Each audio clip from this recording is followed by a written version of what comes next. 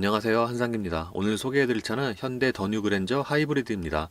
현행 그랜저 IG가 3년 만에 부품 변경이 됐는데 굉장히 많은 부분이 달라졌죠. 특히 안팎 디자인만 보면은 부품 변경이 아니라 풀모델 체인지죠. 그 라인업에서 차지하는 그 포지션도 조정이 되지 않았나 싶습니다. 예를 들어서 휠 베이스도 더 늘어나면서 2열 공간이 더 넓어졌죠. 그리고 엔진도 달라졌습니다. 기존에는 같은 급의 K7과 엔진 라인업이 같았는데 두 차가 부분 변경이 되면서 K7은 3.3이 빠지고 그랜저는 3.0이 빠졌어요. 따라서 더 뉴 그랜저의 엔진 라인업은 2.5 가솔린과 3.3 가솔린, 3.0 LPI, 그리고 하이브리드 네 가지로 구성이 됩니다. 그랜저는 이번에 부분 변경이 되면서 최상위 트림인 캘리그래피가 새롭게 추가가 됐죠. 참고로 외장 색상은 미드나잇 블랙인데 여러 색상을 보면은 이 더 뉴 그랜저는 화이트 크림이 가장 예쁜 것 같아요. 그러니까 어두운 색보다는 밝은 색이 좀 더 어울리는 디자인이 아닌가 싶습니다. 더 뉴 그랜저를 세 번째 보니까 처음만큼 그렇게 낯설진 않은데 여전히 적응에 시간이 걸리는 그런 디자인이라고 생각을 합니다. 물론 이런 더 뉴 그랜저 같은 경우에는 차가 많이 팔리고 도로에 많이 나오잖아요. 그래서 생각보다 좀 더 눈에 빨리 익을 수 있어요. 다른 말로 하면은 이 얼굴은 호불호를 좀 강하게 탈 수 있는 그런 디자인인데 그걸 떠나서 굉장히 공을 많이 들였고 꽤 과감한 변화라고 생각이 돼요. 전면의 가장 큰 특징은 역시 그릴과 그 히든 DRL이죠. 저 그릴은 미래적이고 가까이서 보면은 좀 더 현란한 디자인입니다. 다른 차와 이 그릴 부분의 디자인이 조금 다른 게 보통 차들은 그릴이 거의 이제 직각으로 이렇게 떨어지잖아요. 근데 이 차는 앞으로 조금 튀어나와 있어요. 그래서 다른 차들과 좀 다른 느낌을 줍니다. 그리고 이 주간등도 좀 독창적인 디자인입니다. 그러니까 점등이 되지 않았을 때는 저게 보이지가 않아요. 그릴의 일부분이죠. 근데 점등이 되면은 지금 보시는 것처럼 이렇게 나타나죠. 더 뉴 그랜저는 기존의 IG에 비하면은 전폭이 조금 늘어났는데 앞쪽에서 보면은 오히려 약간 좀 폭이 좁아진 것 같은 그런 느낌이 있어요. 반면에 옆에서 보면은 차가 더 커졌다는 느낌이 확실하게 옵니다. 기존의 IG와 비교를 해보면은 전고를 제외한 모든 수치가 늘어났어요. 휠베이스도 기존에 비하면은 40mm가 늘어났습니다. 전장은 여전히 K7 프리미어가 약간 긴데 전고는 동일하고 전폭은 그랜저가 더 넓고요. 그리고 휠베이스에서는 30mm의 차이가 납니다. 그랜저는 예전에 롱 휠베이스 모델이 나온다고 했잖아요. 근데 이거는 롱 휠베이스 버전은 아니고 그냥 휠베이스가 늘어난 거죠. 이 뒷모습 역시도 기존에 비하면은 굉장히 많이 바뀌었는데 앞쪽이 워낙 파격적으로 바뀌어서 상대적으로 좀 무난해 보입니다. 기존의 모습이 좀 남아있는 거는 그 좌우를 가로지르는 테일램프고요. 그래서 전체적인 디자인을 보면은 기존의 IG와 공유하는 부분이 거의 없지 않나 싶습니다. 트렁크에는 중앙에 딱 그랜저라고만 써 있고요. 따로 하이브리드임을 나타내는 그런 배지는 붙지 않습니다. 그러니까 외관에서 하이브리드와 일반 모델과의 차이를 알아보기가 쉽지가 않죠. 이 머플러는 캘리그래피와 디자인이 조금 달라요. 그러니까 기본적인 틀은 동일한데 캘리그래피는 바깥쪽에 있는 게 이렇게 반 정도 뚫려 있었잖아요. 근데 지금 보시는 이 차는 이 바깥쪽이 플라스틱으로 거의 막혀 있죠. 그러니까 잘 눈에 띄는 요소는 아닌데 캘리그래피보다 좀 덜 예쁘긴 합니다. 타이어는 넥센의 엠페라 AU5, 사이즈는 둘두로의 55와 17입니다. 하이브리드는 17인치와 18인치 두 가지 휠 사이즈가 있는데 지금 보시는 이 17인치 에어로 다이내믹 휠이 하이브리드 전용이죠. 최대 19인치까지 들어가는 차에 17인치면은 좀 작아 보일 줄 알았는데 생각보다 그렇게 많이 작아 보이진 않습니다. 예, 실내도 외장만큼이나 많이 바뀌었죠. 기존과 같은 디자인은 모니터 틀 이 정도고 나머지는 완전히 새로운 디자인입니다. 이미 시승기에서 보신 것처럼 이 더 뉴 그랜저는 실내에서 굉장히 큰 강점이 있는데 얼굴은 좀 호불호가 탈 수 있겠지만 이 실내 디자인은 모든 사람들에게 다 어필할 수 있는 그런 디자인이 아닌가 싶어요. 특히 구형에 비하면은 디자인과 소재 모두 굉장히 많이 좋아졌죠. 참고로 지금 보시는 차의 실내는 블랙 원톤인데 베이지나 카키에 비하면은 고급감이 조금 덜합니다. 그래서 지금까지 봤던 실내 색상 중에서는 카키가 가장 낫고 그 다음이 베이지 같아요. 모니터는 12.3인치가 적용이 됐죠. 모니터가 커지면서 아날로그 시계가 없어졌고요. 지금이 홈 화면입니다. 여기서 이렇게 슬라이딩을 시켜서 이렇게 주요 메뉴로 접근을 할 수가 있죠. 이 차는 하이브리드라서 여기 하이브리드 메뉴가 추가가 됐죠. 이렇게 들어가면은 기본 3분할 화면이고요. 클릭을 하면은 이렇게 전체 화면으로 볼 수도 있습니다. 자연의 소리는 총 6가지고요. 이거는 K7과 동일하죠. 참고로 이 자연의 소리는 이렇게 메뉴를 벗어나도 계속 소리가 들리고 이 볼륨을 꺼야 되죠. 그리고 현대차에서는 코나 하이브리드에 이어서 이 그랜저에도 카투어음이 적용이 됐습니다. 지금은 이 개통이 안 돼서 사용을 해볼 수가 없고요. 빌트인 캠 같은 경우에도 소나타에 적용된 것과 동일하죠. 참고로 이 빌트인 캠 유무에 따라서 공인연비가 조금 차이가 나긴 합니다. 기본적으로는 블랙박스는 아니지만 블랙박스 같은 역할을 하고요. 음성은 녹음이 안 됩니다. 지금처럼 이렇게 스마트폰과 연결을 할 수도 있고요. 타임랩스 기능도 있죠. 이 주행 중 상시로 들어가면은 이런 메뉴가 나오는데 지금 이제 저장된 거를 여기서 이렇게 확인을 할 수도 있고 이렇게 전체 화면으로 볼 수도 있고요. 차량으로 들어가면은 이제 차량과 관련된 주요 메뉴로 접근할 수가 있는데 이거는 기존에 그 와이드 타입이 적용된 현대기아차와 그 안에 있는 메뉴나 인터페이스는 동일해요. 지금은 헤드업 디스플레이 메뉴고 여기서 영상 조정으로 들어가면은 이렇게 세부 정보가 나오죠. 여기에 표시되는 정보로는 주행 경로 안내와 도로교통 표지판 안내, 주행 보조 정보, 후측방 안전 정보, 라디오, 미디어 정보 등이 있습니다. 그리고 운전자 보조에서는 이런 정보가 있는데 지금 현대기아차에 적용된 그 최신의 안전 편의 장비들이 여기 다 들어가 있죠. 환경차의 경우에는 관성주행 안내와 관성주행 안내 시점이 있고요. 라이트에서는 이 무드 조명이죠. 이 무드 조명 같은 경우에는 이 대시보드와 그 센터페시아 측면 쪽에 들어가 있고요. 도어 트림에는 안 들어간 게 조금 아쉽죠. 색상은 여기서 선택을 할 수가 있는데 오키드 그린이나 프레지아 옐로우 이렇게 좀 파스텔 톤이 좀 더 어울려요. 파란색도 괜찮고. 그리고 사용자 설정에 들어가면은 좀 더 세부적으로 이렇게 선택을 할 수가 있죠. 시트에 들어가면은 1열에서 그 2열 시트의 그 열선을 켜고 끌 수가 있어요. 이렇게 2단계로 조절을 할 수가 있죠. 모니터 아래쪽에는 송풍구가 적용이 되어 있는데 이게 직선이 좀 강조된 그런 디자인에서 그런지 실내를 더 넓게 보이게 하는 효과가 있는 것 같아요. 그리고 제가 저번에도 말씀드렸지만 이 그랜저가 그 세부적인 디테일에서 실내에서 좀 신경을 많이 썼다고 느끼는 게 이런 다이얼이에요. 이런 볼륨 다이얼도 기존의 현대차와 좀 차별화가 되죠. 사소한 차이지만 기존과 달라진 게 또 있는데 이런 안내 음성이 좀 달라졌어요. 창문이 열렸습니다. 기존의 그 안내 음성과 조금 음색이 다르죠. 공조장치는 상대적으로 위치가 조금 낮게 느껴지고요. 별도의 액정도 마련이 되어 있습니다. 근데 이 액정이 크다 보니까 그 별도의 액정이라기보다는 좀 작은 모니터 같은 그런 느낌이 더 있어요. 이 공조장치는 오토와 온도 조절은 물리 버튼이고요. 바람 색이라든가 드라이버 올리, 운전대 열선 등은 이 안쪽에 그 아이콘으로 적용이 되어 있죠. 온도 조절에 비해 상대적으로 그 바람 색이 조절하는 거는 약간 좀 불편할 수 있어요. 좀 크기도 좀 작고. 다른 현대 하이브리드가 그렇듯이 드라이버 올리 기능도 있죠. 이게 말 그대로 운전자 쪽에만 공조장치가 작동이 되는 거죠. 그 아래쪽에는 통풍과 열선 시트, 드라이브 모드, 뒷유리 블라인드 등의 버튼이 마련이 되어 있습니다. 참고로 이 블라인드는 전동으로 오르고 내릴 수 있는데 이 작동할 때의 소리는 좀 큰 편이에요. 지금은 어라운드 뷰 화면이고요.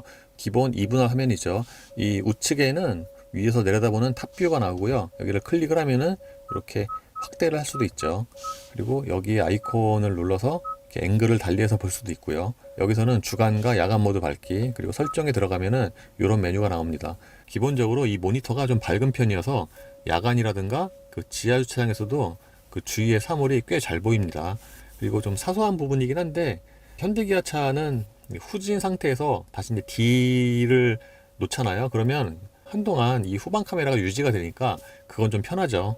더 뉴 그랜저에도 후진 가이드 램프가 들어갔죠. 그러니까 차량 후진 기어를 넣으면은 그 LED 가이드 조명이 후방 노면에 투사가 되는 거죠. 사실 후진할 때는 그 후진등이 따로 있잖아요. 근데 이런 가이드 조명이 있으면은 좀 더 인지하기가 쉽겠죠. 그래서 사고 예방 효과도 있는 것 같고, 이 하이브리드 같은 경우에는 후진을 넣으면은 지금처럼 이렇게 땡땡 하고 소리가 또 들리긴 하죠. 참고로 지하 주차장 같은 데서 보면은 이 가이드 램프가 꽤 밝아요. 센터페시아가 플로팅 타입이어서 여기가 좀 올라와 있는 편이고요. 이 기어는 버튼식인데 이거는 뭐 펠리세이드나 소나타와 거의 비슷하죠. 요 주변에 딱 이 버튼만 있으니까 뭔가 좀 허전해 보이긴 합니다.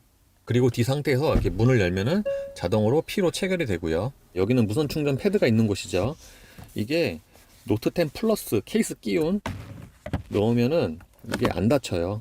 그리고 케이스를 벗기고 넣으면은 이 커버가 닫혀요. 대부분의 차들처럼 컵홀더는 앞뒤의 사이즈나 깊이가 조금씩 다르고요. 이 더 뉴 그랜저는 키를 2개를 주는 것 같아요. 이 카드키까지. 센터 콘솔 박스는 용량이 괜찮은 편이에요. 지금 보시는 것처럼 노트 10 플러스 넣고도 이만큼의 그 공간이 남고요.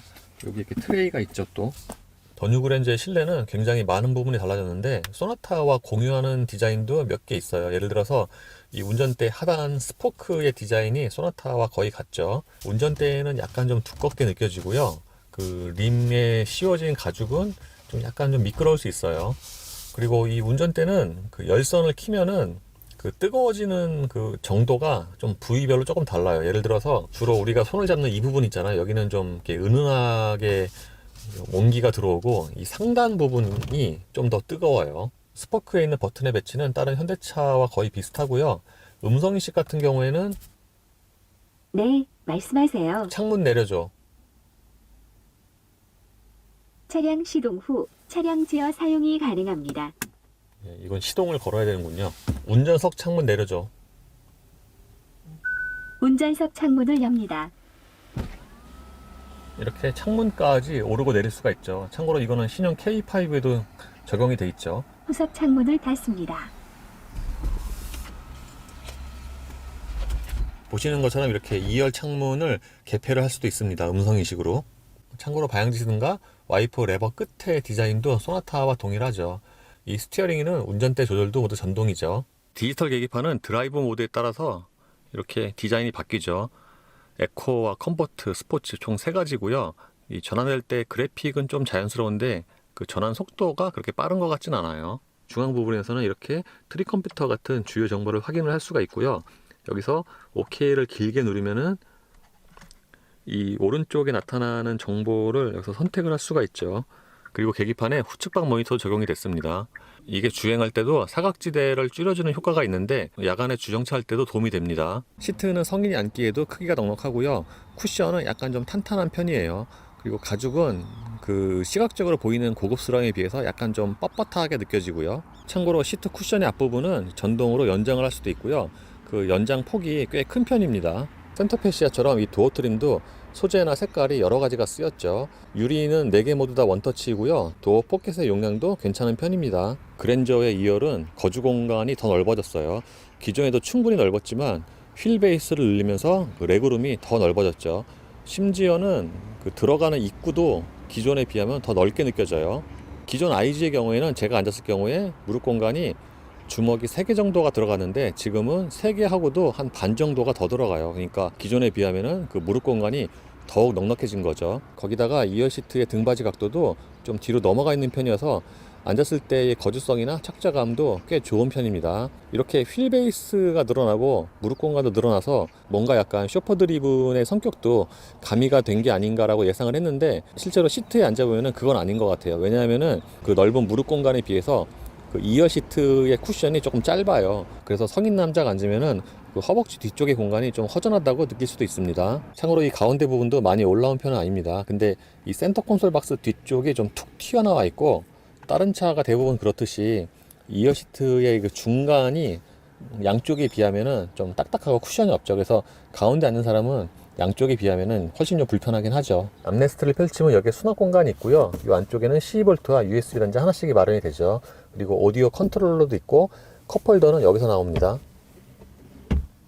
이 컵홀더 같은 경우에는 제가 저번에 말씀드렸지만 이 플라스틱이 꽤 좋아요. 보통 2열에 있는 컵홀더는 플라스틱이 이거보다 훨씬 얇고 좀 재질이 떨어지는데 그랜저는 이 부분의 플라스틱도 꽤 좋습니다.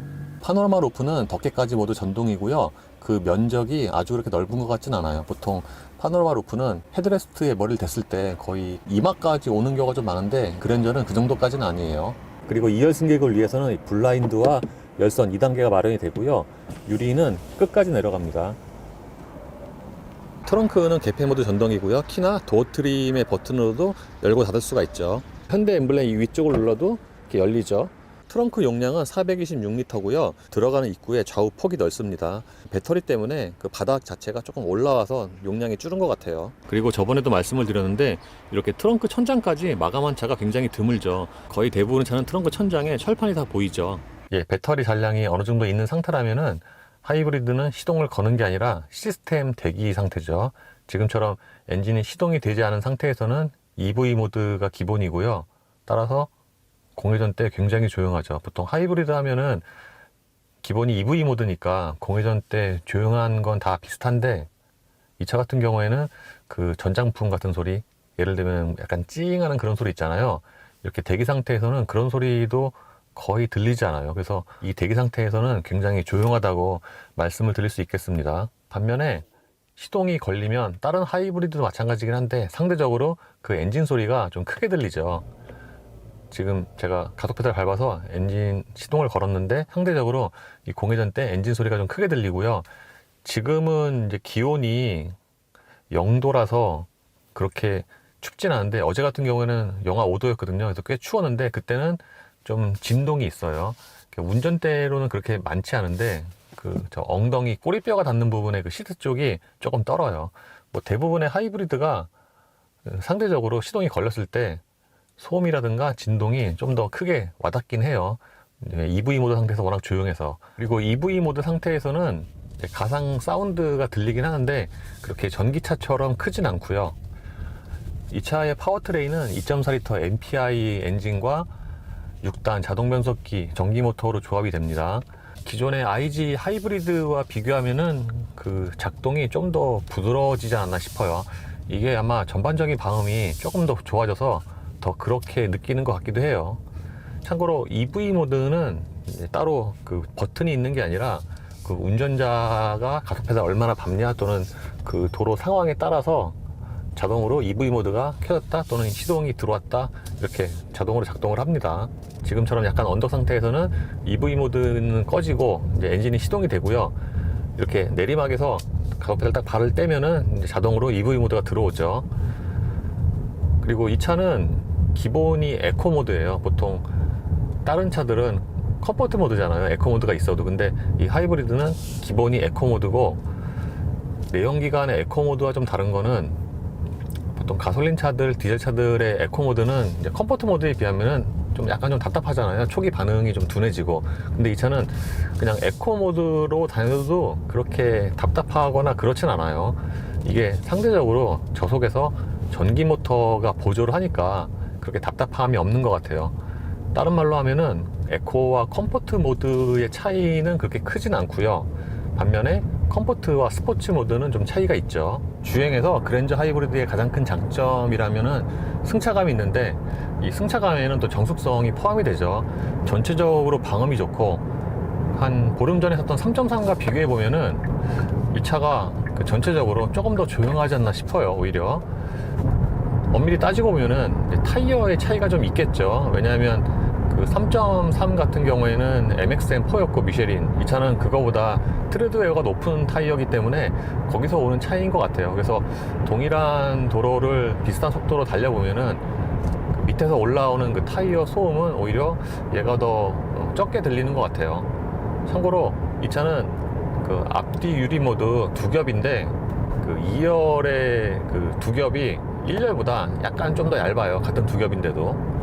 그래서 측면에서 들리는 그 외부 소음도 좀 적은 편입니다. 이 두 겹유리라서. 기존에 3.3 시승기 때도 말씀을 드렸지만 이 그랜저는 승차감이 꽤 좋은 차예요. 3.3 때는 기존의 그 3.0과 비교해서 뭐 거의 비슷하거나 소폭 좋아졌거나 승차감이 그렇게 말씀을 드렸는데, 이 부분 변경된 하이브리드는 기존의 하이브리드보다 승차감이 조금 더 좋지 않나 싶어요. 그러니까 가솔린 같은 경우에는 대략 비슷하다고 느꼈는데 이 하이브리드는 좀 더 좋아진 느낌이에요. 3.3 시승기 때도 노면이 안 좋을 때도 최소한의 승차감은 제공을 한다고 말씀을 드렸는데, 이 하이브리드 역시 마찬가지고요. 하체는 비교적 부드럽지만 그렇다고 그 자잘한 롤이 많거나 또 그렇진 않아요. 그래서 전체적인 승차감은 굉장히 좋은 수준이라고 말씀을 드릴 수 있겠습니다.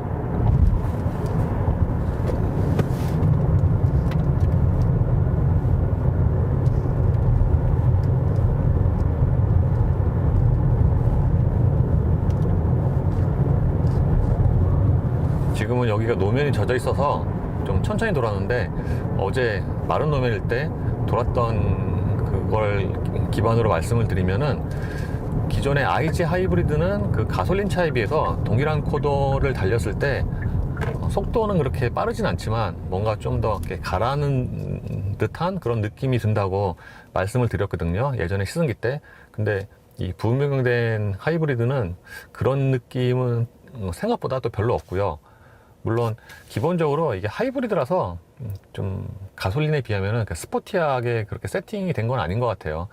상대적으로 좀 보수적입니다. 흔히 하는 말로 이 차의 가속력은 일상 용도로는 충분한 수준이에요. 하이브리드는 보통 저속에서 전기 모터가 보조를 하기 때문에 순발력이 괜찮은 편이죠. 대체적으로 이 차 역시도 마찬가지인데, 보통 정지에서 190km까지의 가속력은 그 기존의 IG 하이브리드와 거의 비슷하고, 그리고 신형 소나타 하이브리드와도 그렇게 차이가 크지 않습니다. 그리고 K7 프리미어 하이브리드와 보다는 약간 좀 더 빠른 것 같고요. 차의 가속력을 보면은 속도가 더 높이 올라갈 것 같은데 아무래도 하이브리드니까 좀 더 일찍 제한이 되긴 합니다. 순간연비 같은 경우에는 시속 90으로 정속 주행을 하면은 대략 한 리터당 25에서 27 이 정도 사이로 나오고요. 이거는 이제 기존과 거의 비슷한 것 같죠. 그리고 시속 110에서는 대략 18 또는 20 요 사이로 나옵니다. 그러니까 시속 90과 110에서의 차이가 조금 있는 편인데 전체적으로 보면은 이렇게 정속 주행할 때 순간 연비는 괜찮게 나오는 편이죠. 지금처럼 시속 90으로 정속 주행을 하면은 생각보다 꽤 오래 EV 모드가 유지가 돼요. 지금도 계속 EV 모드로 가고 있는데 이 상태에서는 당연히 엔진이 시동이 되지 않기 때문에 연료 소모를 하나도 안 하는 거죠. 지금은 꺼졌고요. 그리고 뭐 길진 않지만 순간적으로 이보다 높은 속도 대략 뭐 한 110이나 120에서 크루징 할 때도 잠깐은 EV 모드가 가동이 되기도 합니다. 그리고 이 차가 주행 질감이 좋다고 느끼는 게 뭐냐 하면은 상황에 따라서 엔진이 시동이 되고 꺼지고 그러잖아요. 주행 중에도. 근데 그럴 때 그 이질감이 거의 없어요. 그러니까 EV 모드에서 시동이 켜질 때 주행 중에 그걸 잘 못 느껴요. 가만히 보고 있지 않으면은. 그 정도로 좀 작동이 부드럽고 그런 점이 좀 주행 질감을 높이는데 한몫을 하는 것 같아요.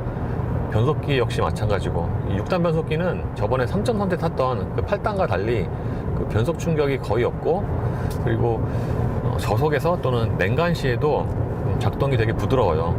그리고 브레이크 페달을 밟았을 때의 그런 이질감도 굉장히 적은 편이에요. 굉장히 적은 게 아니라 거의 뭐 일반 가솔린 차와 차이가 없지 않나 싶어요.